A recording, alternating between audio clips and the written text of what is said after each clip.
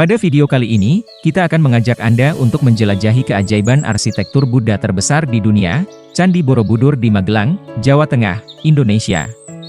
Ikuti kami untuk mengungkap sejarah, misteri, dan makna spiritual di balik candi megah ini. Halo, teman-teman. Kami berada di Candi Borobudur, sebuah monumen Buddha yang megah dan penuh makna. Candi ini didirikan oleh para penganut agama Buddha Mahayana pada abad ke-8 Masehi, pada masa pemerintahan Wangsa Shailendra. Mari kita lihat bagian pertama dari candi ini, 6 teras berbentuk bujur sangkar yang di atasnya terdapat 3 pelataran melingkar, melalui panel relief yang berjumlah 2.672 dan 504 arca Buddha. Kita akan mengungkap keindahan dan kompleksitas arsitektur Candi Borobudur. Bangunan ini secara visual mencerminkan model alam semesta dan menarik perhatian dengan desainnya yang begitu cermat dan artistik. Ternyata, Candi Borobudur juga menyimpan misteri. Kami akan menyelidiki sejarah mengapa candi ini ditinggalkan pada abad ke-10 dan bagaimana kembali ditemukan oleh Sir Thomas Stamford Raffles pada tahun 1814. Lalu, apa makna sebenarnya dari nama Borobudur? Bersama-sama, mari kita cari tahu asal-usul nama yang menjadi tanda tanya selama berabad-abad. Pertama-tama, mari kita memahami apa itu Candi Borobudur. Candi Borobudur adalah bangunan keagamaan purbakala yang terletak di Jawa Tengah, Indonesia. Kebanyakan orang menyebutnya sebagai candi, tetapi istilah candi juga digunakan untuk merujuk pada semua bangunan purbakala dari masa Hindu-Buddha di Nusantara. Tentang asal-usul nama Borobudur, ternyata ada beberapa teori yang mencoba menjelaskannya.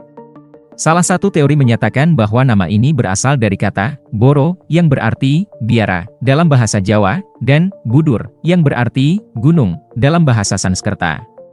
Sehingga, Borobudur bisa diartikan sebagai biara di atas gunung, atau biara yang tinggi.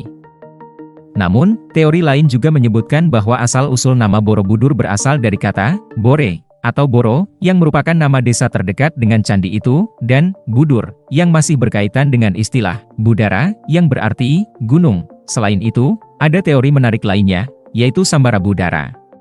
Teori ini menyatakan bahwa Borobudur berasal dari kata Sanskerta yang berarti gunung, atau Budara di mana di lereng-lerengnya terletak teras-teras. Namun, tak dapat dipungkiri bahwa asal-usul nama Borobudur masih menyimpan banyak misteri.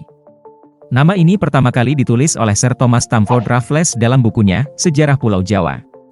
Meskipun ada beberapa teori, tidak ada kepastian yang mutlak tentang arti nama tersebut. Candi Borobudur adalah monumen yang megah dan memiliki sejarah yang kaya. Tidak ditemukan bukti tertulis yang secara eksplisit menyebutkan siapa yang membangunnya dan apa tujuan sebenarnya. Diperkirakan, candi ini dibangun pada sekitar tahun 800 Masehi, selama masa puncak kejayaan Wangsa Shailendra di Jawa Tengah. Bangunan ini menggabungkan elemen-elemen seni Buddha Mahayana yang indah, menandakan pentingnya Buddhisme di wilayah ini pada masa itu. Meskipun kegunaannya tidak tercatat dengan jelas, Candi Borobudur diyakini sebagai tempat ziarah umat Buddha, yang berfungsi sebagai tempat meditasi dan perenungan bagi para penganut agama Buddha. Namun, ada kesimpangsiuran mengenai kepercayaan raja yang berkuasa pada masa itu. Wangsa Shailendra diketahui sebagai penganut agama Buddha, sementara Wangsa Sanjaya mungkin awalnya beragama Hindu Siwa. Meskipun begitu, tampaknya kehidupan beragama di Jawa kuno berlangsung dengan harmonis. Sayangnya, Borobudur mengalami masa kelam dan terlantar selama berabad-abad. Hingga pada tahun 1814, seorang gubernur Belanda bernama Thomas Stamford Raffles menemukan kembali keajaiban ini, yang telah tersembunyi di tengah hutan. Pemugaran pertama dilakukan pada tahun 1907, tetapi kondisi monumen ini semakin memburuk. Akhirnya, pada tahun 1975 hingga 1982, pemugaran besar-besaran dilakukan dengan bantuan UNESCO untuk menjaga kelestariannya. Kini, Borobudur telah menjadi situs warisan dunia UNESCO dan menjadi destinasi wisata yang sangat populer di Indonesia. Konsep bangunan Borobudur, sebuah karya arsitektur dan simbolisme spiritual yang luar biasa. Borobudur, sebuah stupa kuno, membentuk pola mandala yang megah saat dilihat dari atas, melambangkan kosmos dalam tradisi Buddhisme Mahayana. Monumental ini terdiri dari 10 teras, masing-masing menggambarkan perjalanan spiritual para bodhisattva menuju pencerahan mutlak. Pada tahun 1885, penemuan tak disengaja mengungkap relief tersembunyi di dasar Borobudur. 160 panel ini menceritakan kisah Karmawi Bangga, memberikan wawasan tentang desain rumit dan filsafat spiritual monumen kuno ini. Teras-teras bagian bawah melambangkan Kamadhatu, ranah yang dikuasai oleh nafsu-nafsu rendah. Bagian ini ditutupi dengan batu tambahan untuk memperkuat struktur dan diyakini menyimpan makna mendalam. Saat kita naik lebih tinggi, kita mencapai rupa datu, yang mewakili ranah makhluk yang telah membebaskan diri dari nafsu-nafsu rendah, namun masih terikat oleh bentuk dan penampilan. Relief-relief rumit pada 4 teras keliling menggambarkan transisi antara kama datu dan rupa datu. Patung-patung Buddha menghiasi dinding, menandakan jalan menuju pembebasan. Akhirnya, kita tiba di Arupa Dhatu, ranah di mana makhluk bebas dari segala keinginan dan ikatan bentuk. Tingkatan spiritual ini diwakili oleh pelataran lingkaran dengan stupa-stupa kecil berterawang. Di titik tertinggi berdiri stupa yang paling megah dan terbesar, sebuah simbol dari kebijaksanaan mutlak dan pencerahan. Stupa ini dibiarkan kosong, melambangkan kebijaksanaan tertinggi, ketiadaan, keheningan, dan kesempurnaan ketiadaan.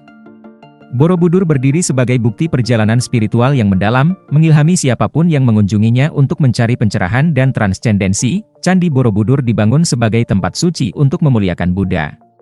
Ketika memulai ritual di dasar candi dan berjalan melingkari bangunan suci ini searah jarum jam, melewati 3 tingkatan ranah dalam kosmologi Buddha, Kama Dhatu, Rupa Dhatu, dan Arupa Dhatu. Setiap tahun, Candi Borobudur menjadi pusat peringatan Trisuci Waisak, sebuah perayaan penting bagi umat Buddha.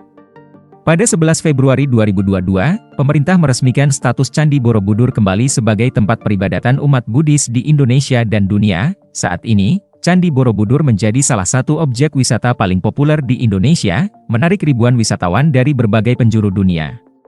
Terima kasih telah mendengarkan cerita sejarah Candi Borobudur. Sampai jumpa pada petualangan berikutnya.